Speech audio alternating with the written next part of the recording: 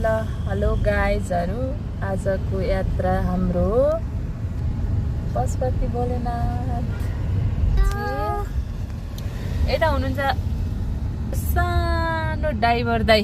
भाइ हाई भन्देऊ, यता high भन्देऊ, high भन्देऊ, hello भन्देऊ, नमस्ते भन्देऊ छोरो।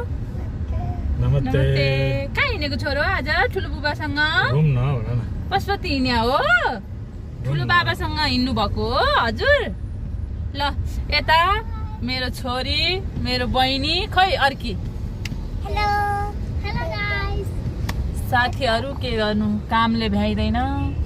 यस्तै हो गाउँलेको जीवन, काम गर्नु परिहाल्यो। काम नगरी माम खान पाइदैन। फेरि कालो धुवाँ धुँ भएर आज चाहिँ पशुपतिको यात्रा हिँड्दै हौं।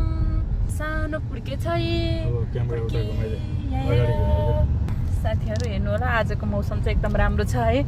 अनि हामी घुम्न हिँडेको। आज हामी घरमा बसेर काम गर्दा गर्दा अक्क दिक्क लाएर साथीहरु यसो मोड फ्रेस हुन्छ भनेर यसो बाहिर हिँडेको। केटाकेटीलाई पनि आज शनिबार यसो कतै लगिदिउँ भनेर, नत्र अरू दिन त भ्याइँदैन साथी हो। त्यही पनि काम घरको छोडेर अनि हिँडेको। गाइज भन्देऊ छोरो, हेलो भन्देऊ, बाई बाई भन्देऊ, ल बाई बाई भन्देऊ, माया गर्देऊ, ल माया गर्देऊ छोरो, गर्देऊ माया हो। छ्याबास, नमस्ते भन्देऊ ल लास्टमा। सबजना नमस्ते भन्देऊ न, खै त हो। बाई बाई साथी हो। सबैले हेर्दिनु होला है।